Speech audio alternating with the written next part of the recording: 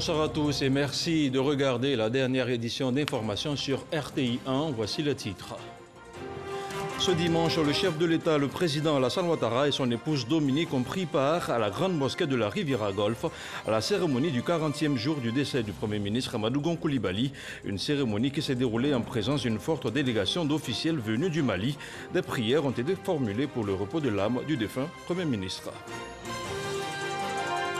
800 millions de francs CFA, le montant d'un chèque destiné à promouvoir des activités dans le domaine de l'élevage, de l'agriculture et d'autres secteurs.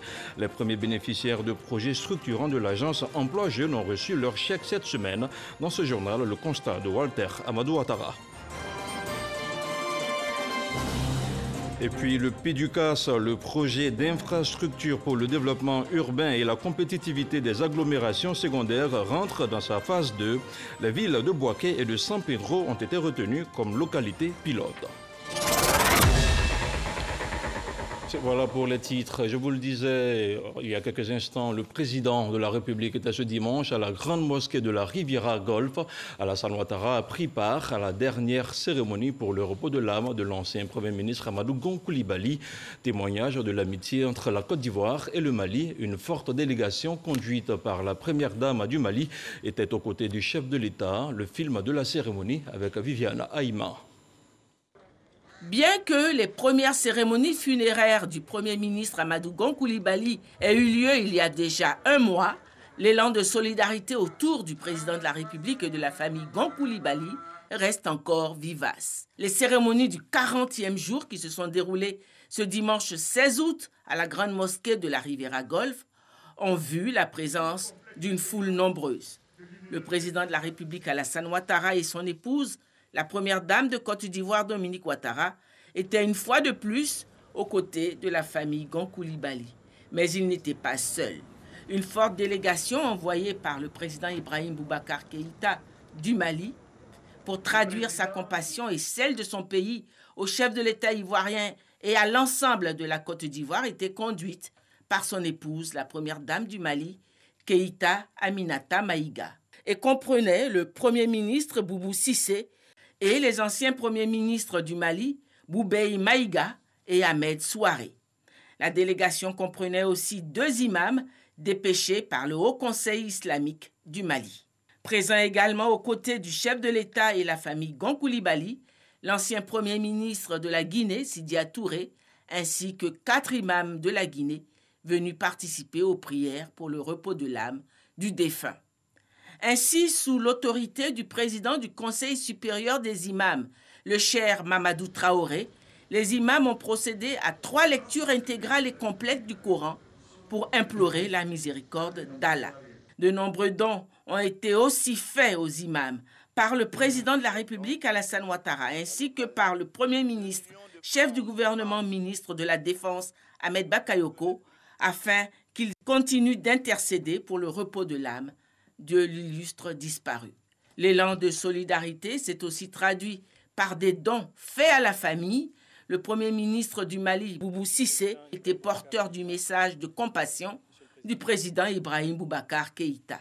Monsieur le Président de la République, au Mali, nous gardons de Amadou le souvenir d'un homme affable qui a toujours eu souci de l'intégration des pays du continent et en particulier de bons rapports de voisinage entre le Mali et la Côte d'Ivoire.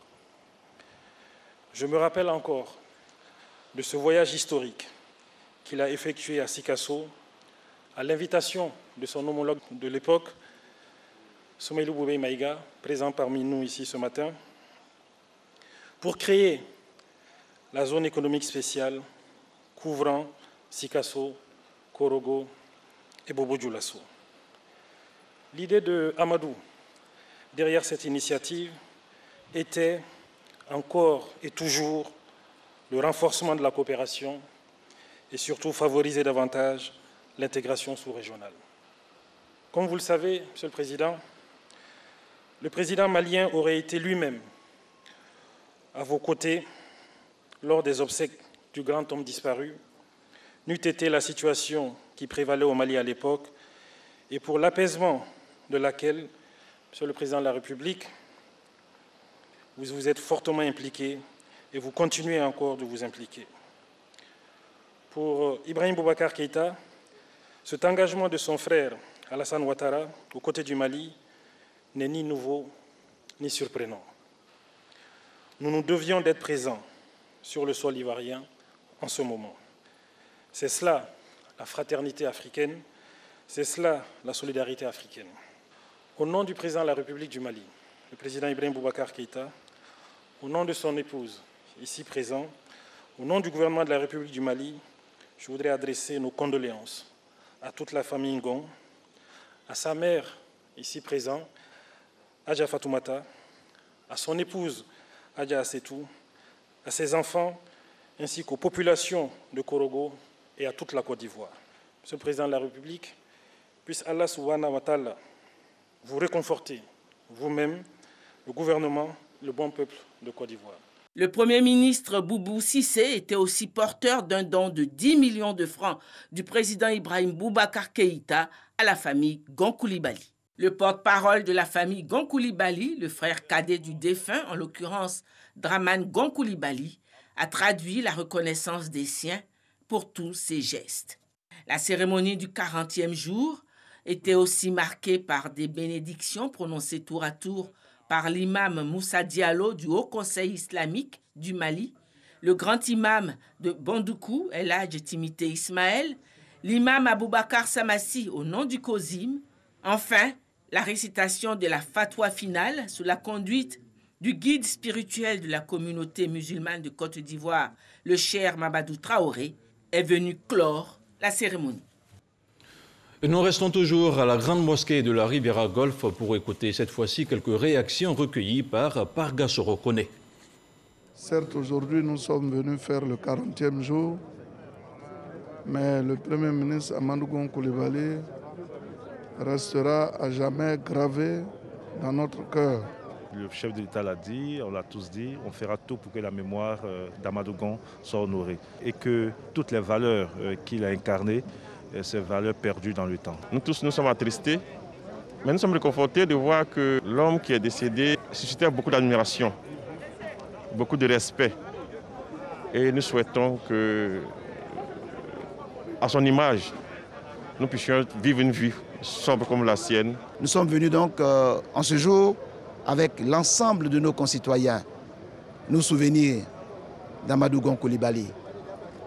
Que le Tout-Puissant l'accueille dans son admirable lumière en paix et que cette paix soit notre partage pour une Côte d'Ivoire rayonnante. Il a été un très grand Premier ministre. Nous, en tant que membres du gouvernement, il était de notre devoir de venir lui rendre un dernier hommage pour prier pour lui. Nous gardons de lui un homme d'État, un travailleur acharné et surtout un homme qui était empli d'amour pour son prochain. Je voudrais d'abord dire merci à toutes les délégations étrangères, le Premier ministre Boubou Cissé du Mali, les anciens premiers ministres, la première dame du Mali, à tous ceux qui sont déplacés, mais surtout aux imams, qui aujourd'hui, par la force de la spiritualité, j'en suis persuadé, aident notre ex-premier ministre Amadou Gon Coulibaly à reposer en paix. Amadou Gon Coulibaly appartenait à toute la Côte d'Ivoire. C'est un grand commis de l'État de Côte d'Ivoire qui est parti. Et j'ai prie Dieu que son âme repose en paix. Et il est bon de rappeler que la délégation malienne a regagné Bamako en fin d'après-midi. Séance de prière également dans la cité du Poro à Korogo. Les imams et les populations ont imploré Allah, le Tout-Puissant, pour le repos de l'âme de l'ancien Premier ministre. Une cérémonie au cours de laquelle la grande famille Gon Coulibaly a reçu des soutiens multiformes. Le chef de l'État était représenté par le ministre de la fonction publique, Issa Coulibaly. On retrouve la correspondance d'Ami Sissoko. Ultime hommage de la famille Gon Coulibaly à son illustre fils, El Hadj Amadou Gon Coulibaly, l'ex-premier ministre ivoirien décédé le 8 juillet dernier à Abidjan, pour la cérémonie religieuse musulmane marquant le 40e jour de son rappel à Allah. Sa famille biologique a une fois de plus reçu le soutien du gouvernement, également celui de la population dans toute sa composante. Au domicile familial à Korogo, à la place Bondala, située au quartier Soba, les imams de la grande communauté musulmane représentés par le COSIM adressent des prières à Allah pour le repos de l'âme du défunt. Après la mort, il y a une vie. Et c'est ce qui nous amène à prier pour nos morts et faire des sacrifices. C'est ce qui est recommandé. Une occasion pour tous ceux qui ont côtoyé l'ex-premier ministre de faire des témoignages ainsi que des dons à la famille Gon Coulibaly. Je suis de la génération des initiés au Poro, de Korogo, 86-92. Donc la même génération que feu Premier ministre Amadou Gon Coulibaly. Tout le monde sait qu'il était beaucoup ancré dans la tradition et la culture sénoufo. Il ne manquait de rien, une seule cérémonie de résistance pratique de l'initiation du Poro. Tout le monde connaît un peu ma relation à Korogo, ici en Côte d'Ivoire, avec l'homme. Alors, il a fallu que je sois là pour témoigner mon amour à la population de Korogo, pour témoigner mon amour à la famille du défunt et voilà, prier pour le repos de son âme. Un autre 40e jour qui se fait à Abidjan et on ne s'attendait pas à autant de monde sur Korogo pour cet événement-là.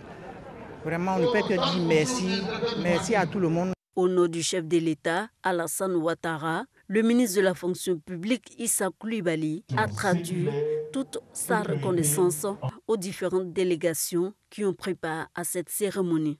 Au nom du chef de l'État, son Excellence Alassane Ouattara, leur réitérer notre gratitude et demander aux imams, partout, à tout moment dans leurs prières, de continuer à formuler des bénédictions pour notre frère et formuler également des bénédictions pour le président de la République, des bénédictions pour la Côte d'Ivoire, parce que notre frère s'est véritablement sacrifié pour la Côte d'Ivoire et il mérite à chaque fois que nous en avons l'occasion de prier pour lui.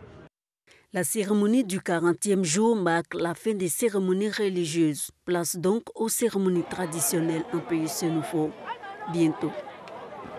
Et on ferme ce chapitre pour en ouvrir un tout autre. Certains bénéficiaires de projets structurants de l'agence Emploi Jeunes viennent de recevoir un financement. Il s'agit d'un prêt allant de 5 à 50 millions de francs CFA pour une enveloppe globale d'environ 800 millions de francs CFA destinée à promouvoir des activités génératrices de revenus dans plusieurs domaines.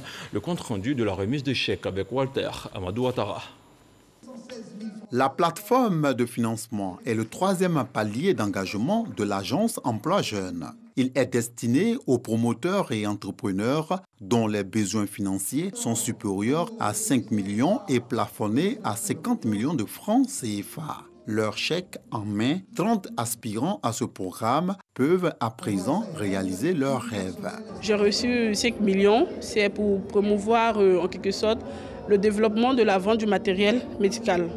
Ce qui m'a motivée, je voulais forcément réaliser mon rêve de vraiment travailler pour moi-même. Parce qu'aujourd'hui, on sait que travailler pour une tierce, franchement, c'est pas facile. Et je voulais forcément être mon propre patron. Franchement, je suis vraiment très heureuse. Il suffit juste de vous rendre pour les jeunes.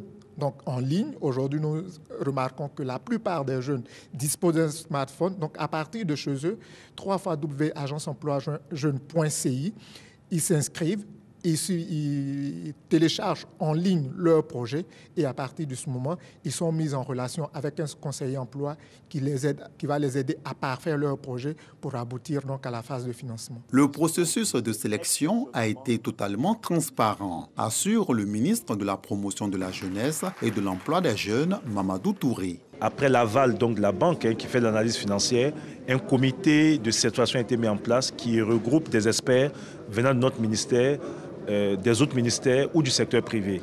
Et à l'issue de ce processus, les projets sont notés après que les jeunes eux-mêmes aient présenté leur projet devant le comité.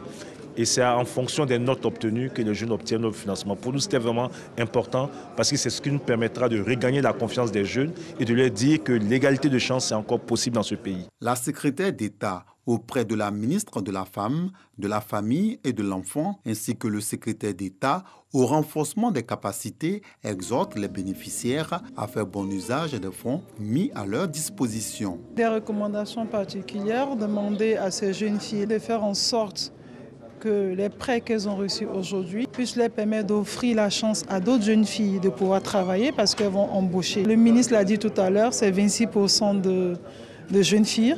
Notre souhait est que nous montions à 50%. Il est important de gérer les fonds mis à disposition en bon père de famille. C'est ce qui permet non seulement à eux de s'insérer dans la vie professionnelle, de maintenir le processus de création d'emplois pour lesquels ils ont reçu ce financement. 528 projets ont déjà bénéficié de l'appui de la plateforme de financement à hauteur de plus de 6 milliards de francs CFA, permettant de créer 4 682 emplois. De nouvelles sessions du comité de certification se tiendront dans les semaines à venir à l'effet de valider davantage de projets à financer.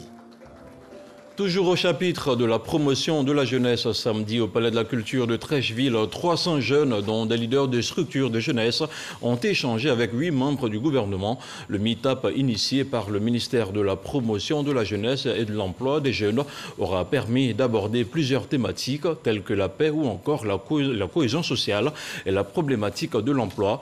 Une activité arrimée à la Journée internationale de la jeunesse, selon Walter Amadou Ouattara, qu'on retrouve encore une fois.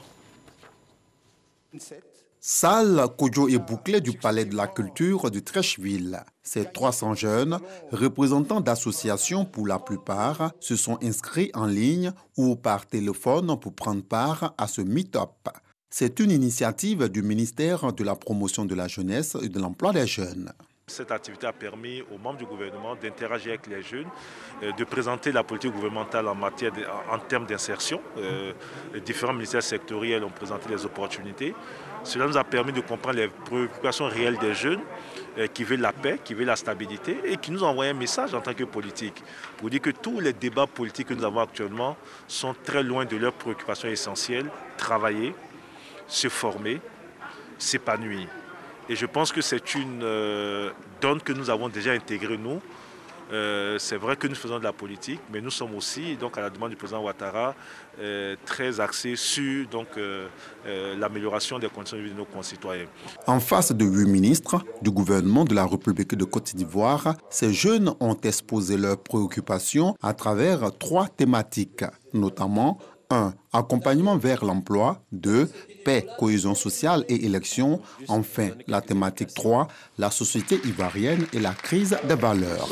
C'est une rencontre qui a été très enrichissante et c'est une rencontre qui doit pouvoir se répéter aussi pour qu'on puisse évoquer des sujets encore plus variés. Je ressors à 95% conquise et je retiens que le gouvernement est prêt pour la jeunesse et je retiens que tous les jeunes doivent prendre leur vie en main pour être responsables. C'est à nous de montrer ce que nous pouvons faire. Il faudrait qu'en faisant la politique, nous puissions bannir les émotions et que nous puissions nous asseoir et réfléchir à notre avenir parce que la violence ne va pas assurer notre avenir.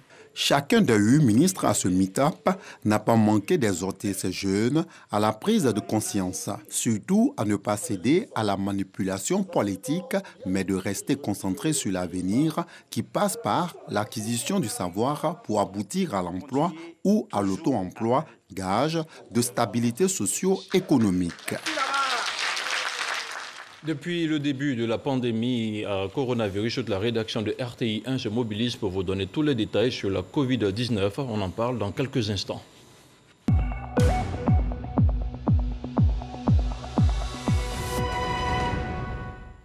On fait à présent le point de la situation de la Covid-19 au 16 août 2020. Le ministère de la Santé et de l'Hygiène publique a enregistré ce dimanche 16 août 33 nouveaux cas de Covid-19 sur 457 échantillons prélevés, soit 7,2% de cas positifs, 188 guéris et 2 décès.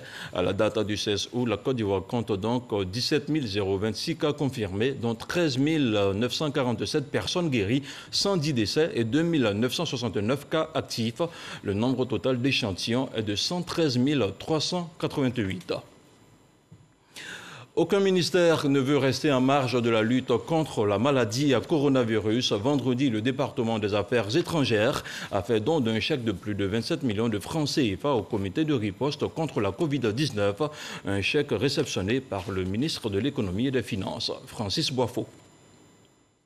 En plus des messages de sensibilisation au respect des mesures d'hygiène et de sécurité pour freiner la propagation de la Covid-19, le ministère des Affaires étrangères apporte un soutien financier à l'État. Les diplomates ivoiriens et les agents interministériels qui sont en service aussi bien au département central à Abidjan que dans nos différentes représentations diplomatiques et consulaires et se sont mobilisés à l'instar d'autres entités publiques et privées ivoiriennes pour apporter leur contribution à la lutte que mène le gouvernement afin de venir à bout de cette pandémie. Nous avons pu réunir la somme de 27 534 813 francs CFA pour contribuer à cette lutte. La lutte contre le coronavirus est une priorité pour le gouvernement.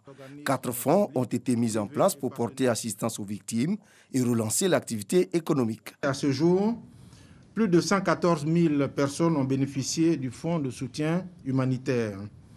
28 grandes entreprises ont bénéficié de prêts et 51 PME, petites et moyennes entreprises, ont bénéficié également d'appui.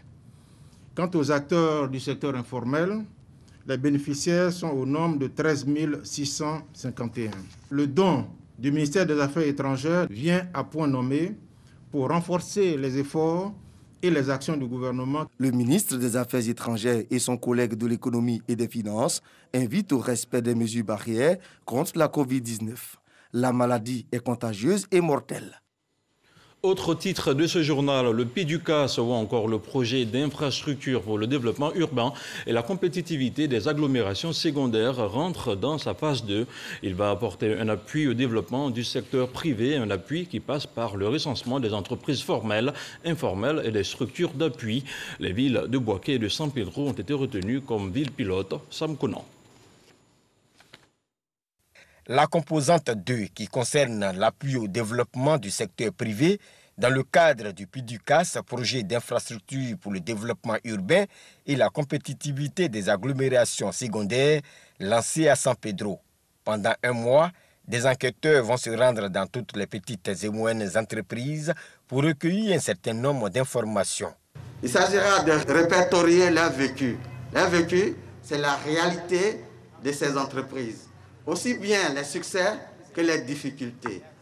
Ces questions répondues correctement vous faire bénéficier éventuellement d'un appui qui peut être financier, qui peut être un renforcement des capacités, qui peut être un appui organisationnel. Tout ça là pour vous aider à grandir.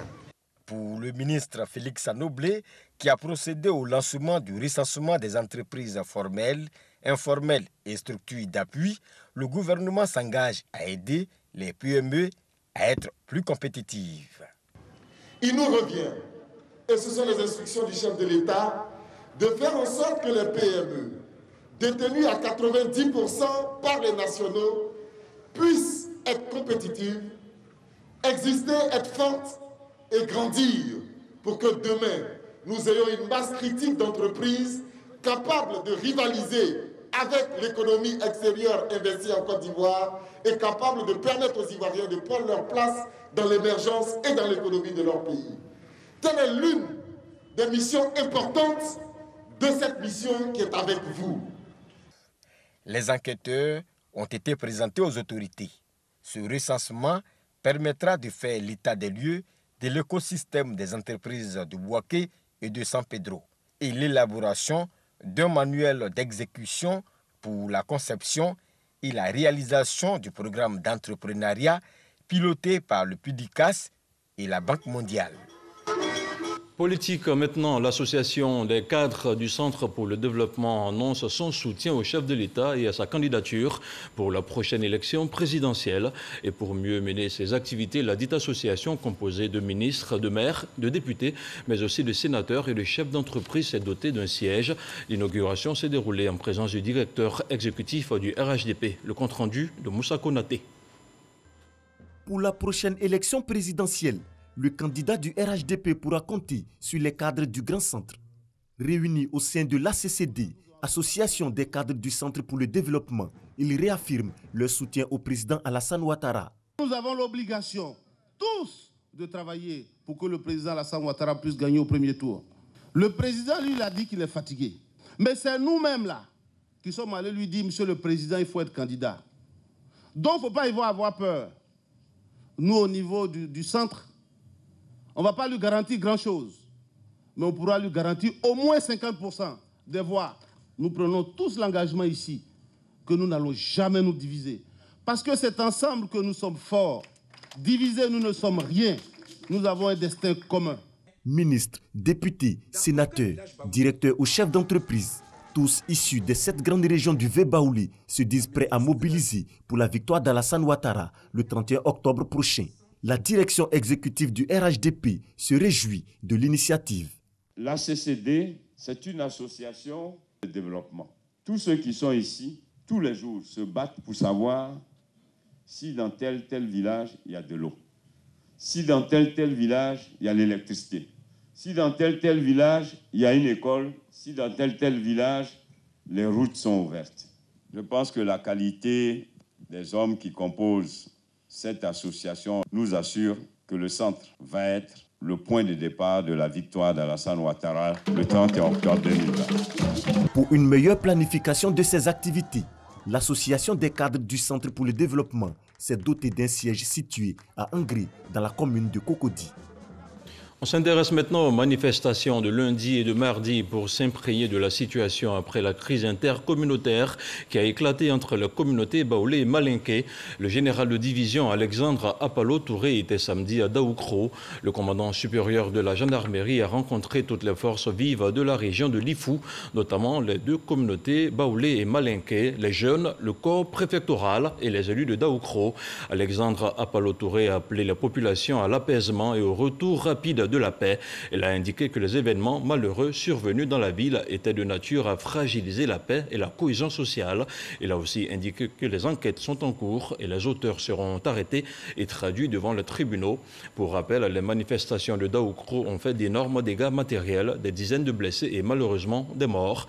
Et depuis ce dimanche, la vie a repris progressivement son cours dans la cité avec l'ouverture des commerces. Place à présent au 7 sur 7 ou encore le tour de l'actualité mondiale de la semaine qui s'achève avec Eric Goré.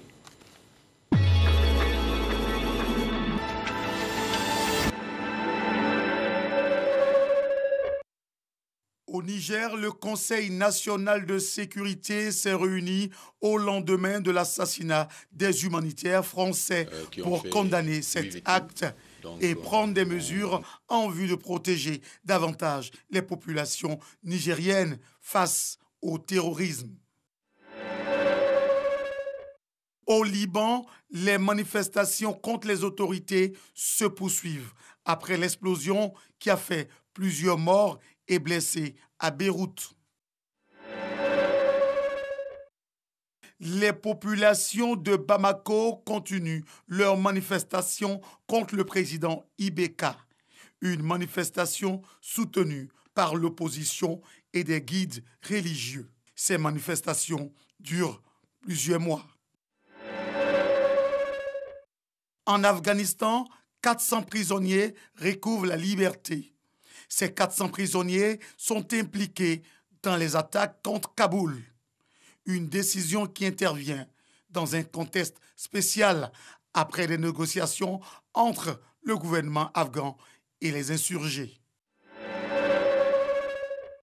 Un accord de paix a été signé entre Israël et l'Émirat arabes unis. Un accord qui vise à normaliser les relations de ces 2 pays. Cet accord a été négocié sous la houlette des États-Unis. Les chrétiens catholiques du monde entier ont célébré la fête de l'Assomption, une célébration qui intervient dans un contexte spécial, dominé par la Covid-19. Le navire pétrolier japonais MV Wakasio s'est enfin écrasé 3 semaines après avoir échoué sur un récif de l'île Maurice. Ce navire a versé 800 à 1000 tonnes de mazout dans les eaux turquoises de cette destination touristique de l'océan.